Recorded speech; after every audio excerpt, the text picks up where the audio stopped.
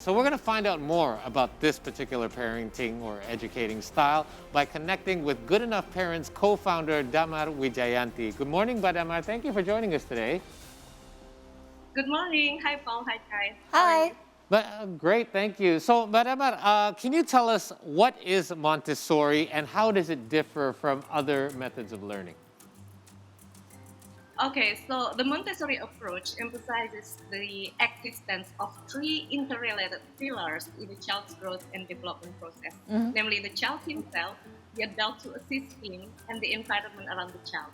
If Okay. we look at the conventional approach, the relationship between parents and the child is more one way, Yep. from top to bottom, where parents are on top and try to shape the child according to their expectation, right?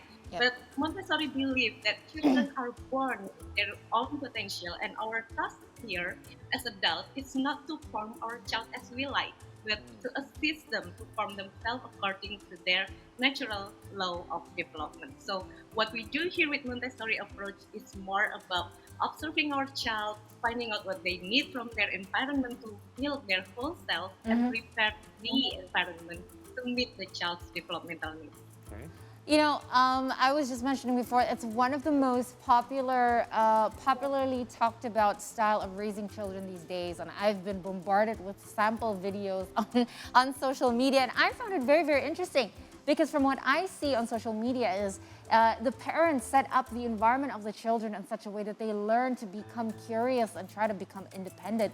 What do you think, what do you think other than that is the true benefit of the Montessori parenting way?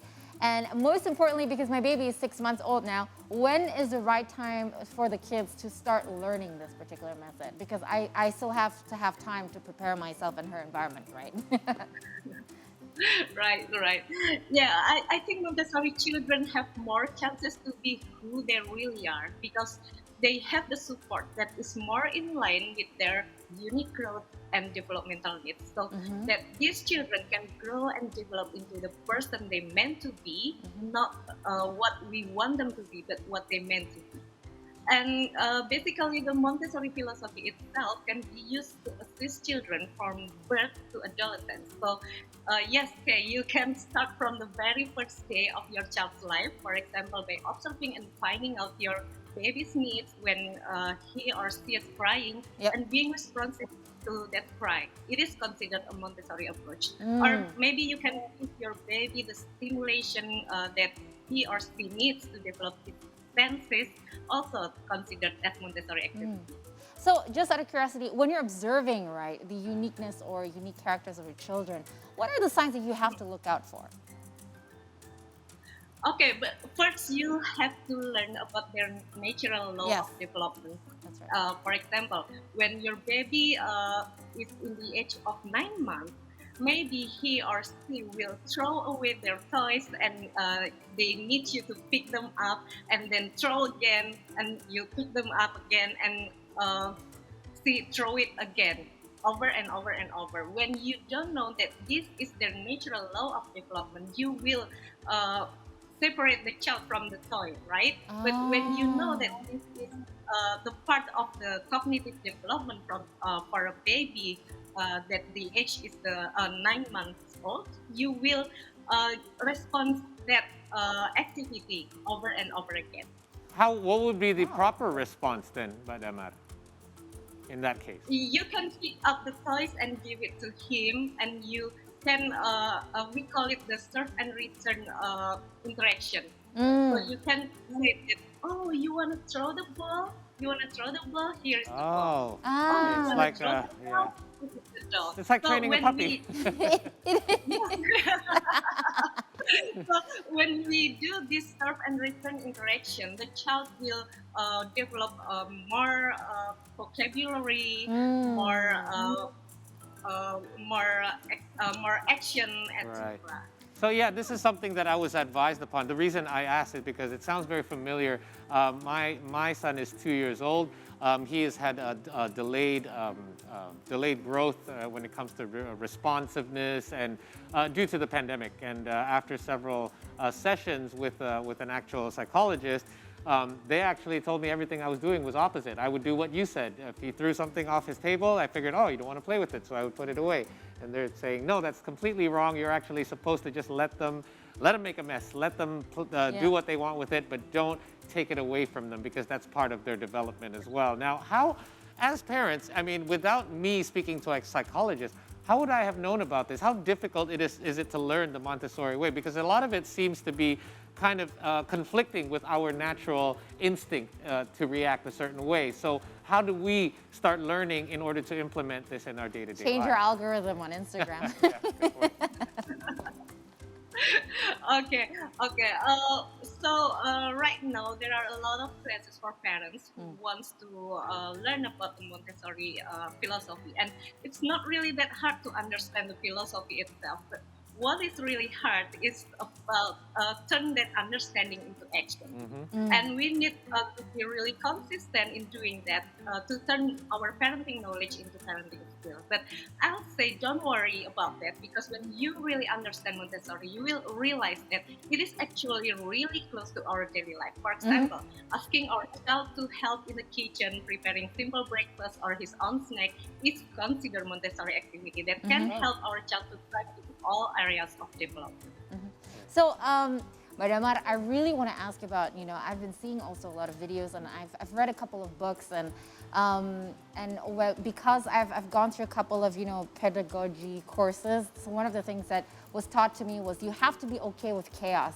And I'm trying to apply it to parenting, because my baby's actually 6 months old. She's already throwing things down to the ground.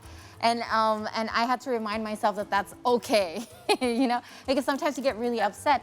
But other than that, though, what is it like to set up the environment for the child to be able to develop in the Montessori way? Because there are videos that say that, the Montessori way is you have to give the child access to do things themselves, like a miniature kitchen for them to prepare their own breakfast. Like the bed isn't supposed to be too high, it should be just low so they can just roam around the room. And what do you think, why do you think do they have to do that? Like, why do we think we have to set up the environment as well? Because that is also effort from our end. Okay, because the child develops themselves through exploration, and when we try to stop them from exploration, they stop developing themselves too.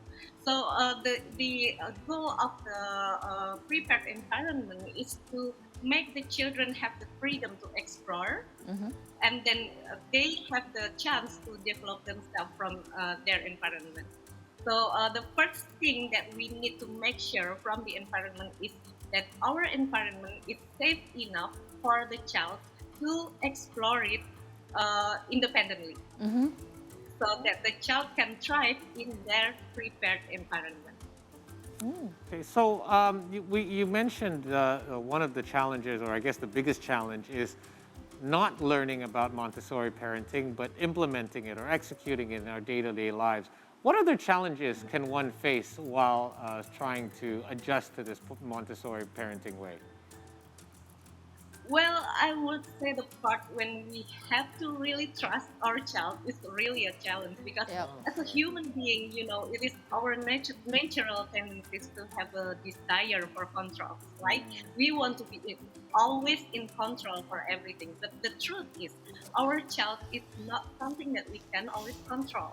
We can control ourselves, we can control the things we prepared in the environment, but our child will simply obey their natural law of development. So, the greatest challenge is to let go of that desire to control and start trusting our child. That's really hard. I think a lot of times we want to say that we're doing all this to protect our child. For example, we don't want them to explore too much because we want to keep them safe. But ultimately, it is about letting go a little bit, isn't it? Yes, right. I mean, one of the key words that I keep on hearing from you is the natural law of the natural child development law. Was it that one?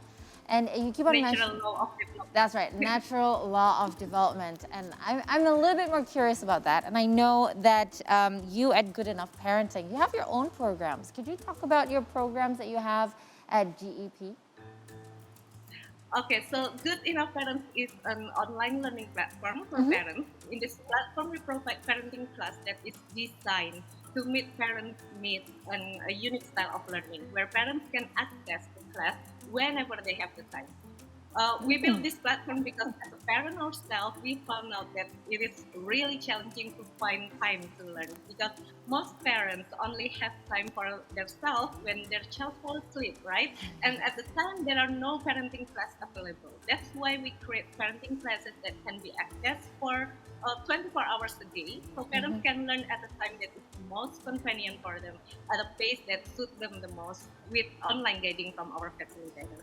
All right, so if you want to know more about courses that are being offered by Good Enough Parents, their website is goodenoughparents.id, or you can simply, you talk about Instagram? Well, you can check out goodenoughparents.id. That's their handle on Instagram as well. Now, Damar, what is the difference between what you do at Good Enough Parents, which is basically offer parents a way to learn online on how to implement a Montessori parenting style, as opposed to an actual Montessori school, because we know those exist as well for children? Yep. What is the difference with Good Enough Parents? All right, so the philosophy Montessori itself is not only for education, but the way we assist our children at home can be using the Montessori philosophy too. And our program is developed for parents who wants to assist their children at home because they spend the children will spend their time at school for at least 4 hours, and the rest is at home. So we need to. The parents need to give the right assistance at home, right? So we, all parents can learn about it at our program. So do you think it would be beneficial then, for maximum benefit, to not only send our children to a Montessori school, but also learn how to implement a Montessori parenting lifestyle at home too, so you can combine the two? Yes, it will be more optimizing the benefit for the children if they have the support that match between the school and the parents. Okay, I'm glad this is Consistency. something that you guys are offering because we've heard of Montessori schools for years now. And again, I've always believed the smaller your children are, the less they're actually learning at school, because at school, especially when they're very little, they're learning very basic academics, but most of their learning, especially life learning, is applied at home. And a lot of times we rely too much on academic schools to do stuff that we should be doing at home as well. So glad to see that you guys are doing what you do. Good Enough Parents. Guys, find out more about it on the website or on Instagram. Damar, thank you so much for your time. We really do appreciate a look into Good Enough Parents, and we do hope you plenty of success in the future, and hope to check in with you again soon. Thank you, Damar. Thank you for having me. Have a great weekend. Thank you. Bye-bye. Have a great